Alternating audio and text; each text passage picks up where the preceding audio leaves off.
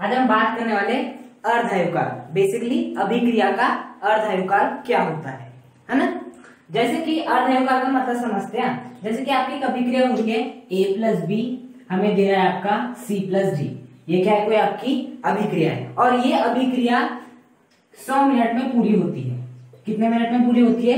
100 minute में पूरी होती है। 100 मिनट में पूरी होती है, इसका मतलब क्या है, जो आपके अभिकारक है, अभिकारक मान लो मैंने 10 लिया था, मतलब A और B कुल मिला के कितने हैं, 10 है।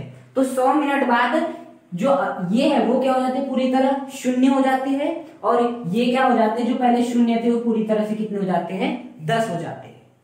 कितने हो जाते हैं? 10 हो जाते हैं। मतलब कि ये कोई अभिक्रिया है जिसमें ए और बी आपके अभिकारक है, COD उत्पाद है।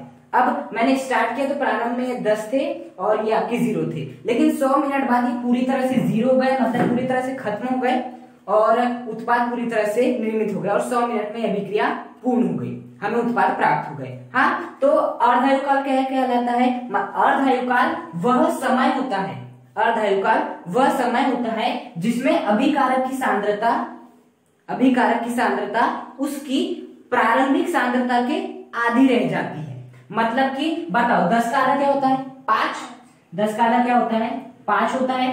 तो 10 से सांद्रता 5 होने में जितना भी समय लगा होगा, 10 से सांद्रता 5 होने में जितना भी समय लगा होगा, वही समय क्या कहलाता है? आपका अर्धायुकाल। मान लेते हैं एक अभिक्रिया जो कि 100 मिनट में पूरी होती है, लेकिन आपके जो उत्पाद इस बार अणु है वो कितने, 20 है। अब 20 का 10 होने में जितना टाइम लगेगा, 20 का 10 होने में जितना टाइम लगेगा वही क्या कहलाएगा? अर्धायुकाल। अब मान लेते हैं कितने आपके उत्पाद है, 100 है, तो 100 से 50 होने में आपका जितना टाइम लग जाए, अब मान लेते हैं 100 से 50 होने में हमें लगता है 60 मिनट।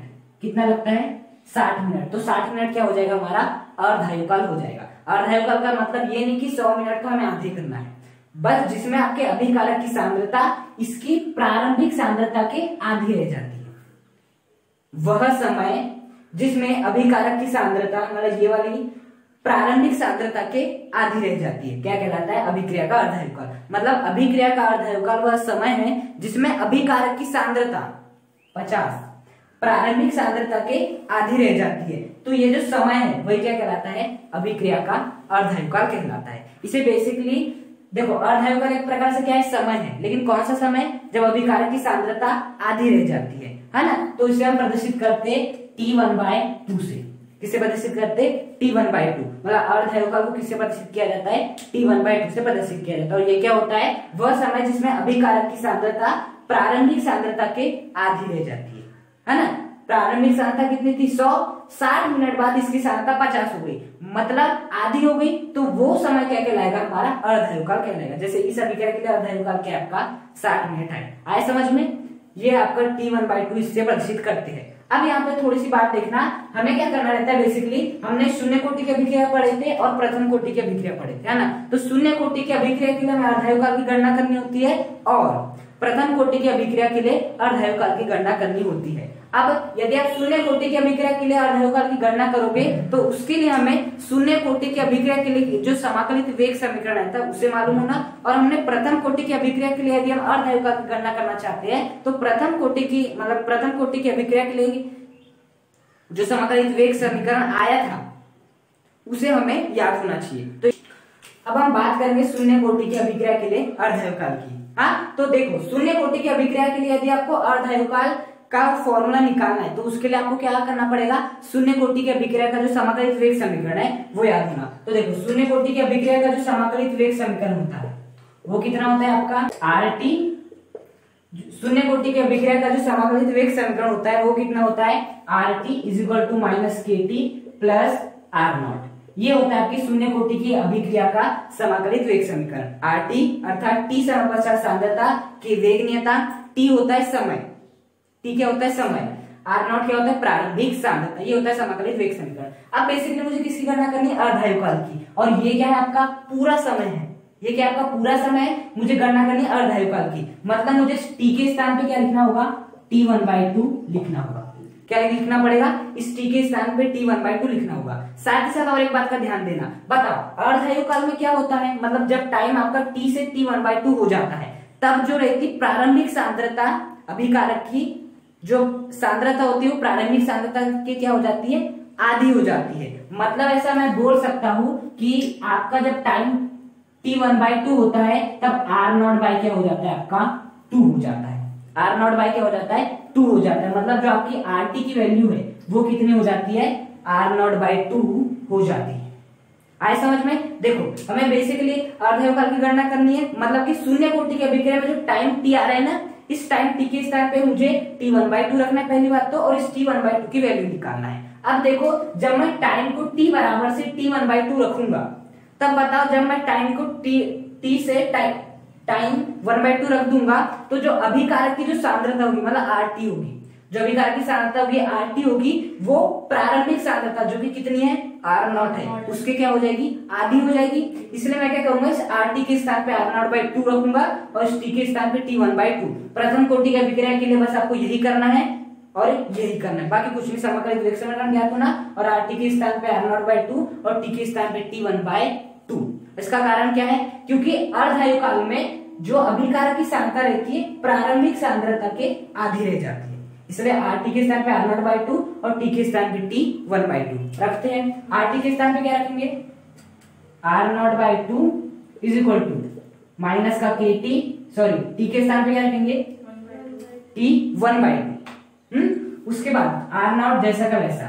अब बेसिकली मुझे किसकी गणना करनी है, T1/2 की केवल गणना करनी है, तो मैं क्या करूंगा, इसे मैं इधर ला लूंगा। हाँ तो क्या हो जाएगा आपका, ये हो जाएगा आपका R0/2, ये माइनस का इधर आएगा तो प्लस का K T1/2 is equal to R0।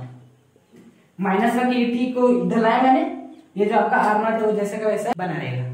हाँ अब देखो हम क्या कर सकते हैं, बेसिकली मुझे T1/2 का मान निकालना है, तो मैं क्या करूंगा, इस R0/2 को उधर भेज दूंगा, तो क्या हो जाएगा K T1/2 is equal to R0 minus, यह भी प्लस का है, इधर जाएगा तो माइनस का R0/2, ये हो जाएगा आपका।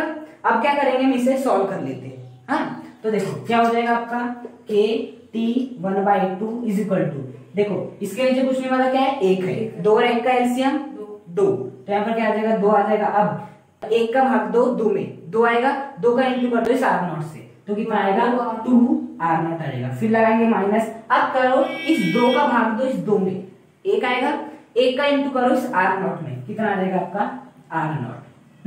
ये कहानी चल रही थी। अब देखो बेसिकली इसे और आगे सॉल्व कर लेते तो K T1/2 is equal to 2R0 में से 1 R0 माइनस, तो कितना होगा, 1 R0, केवल क्या बचेगा, 1 R0, तो यहाँ पर बचेगा K 1 R0 अपॉन 2।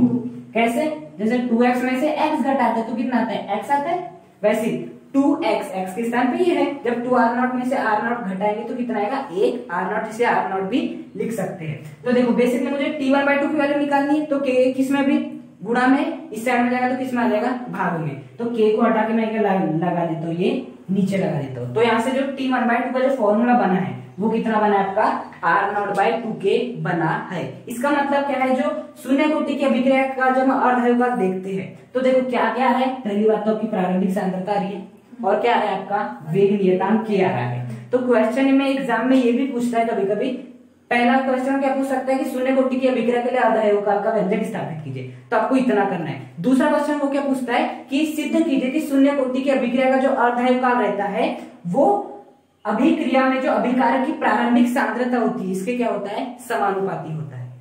क्या होता है, समानुपाती। और वैसी बात है, यहाँ से बोल सकते हो कि जो आपका T1/2 है वो किसके समानुपाती है, R0 के, है ना, क्योंकि 2 कांस्टेंट है, K कांस्टेंट है, तो जैसे ही हटेगा समानुपातिकता का चिन्ह हट जाएगा, तो हम बोल सकते हैं कि जो अर्धआयुकाल होता है शून्य कोटि की अभिक्रिया का वो उसकी प्रारंभिक सांद्रता के क्या होता है, अनुक्रमानुपाती होता है। तो एग्जाम में ऐसे भी पूछता है। तो इसके लिए आपको क्या करना पड़ेगा, सबसे पहले शून्य कोटि की अभिक्रिया का सामान्य विवेक समीकरण याद होना, और T के स्थान पे क्या रखना है, T1/2, और RT के स्थान पे क्या रखना है, R0/2। बस उसे सॉल्व करना है और आंसर आसानी से आ जाएगा।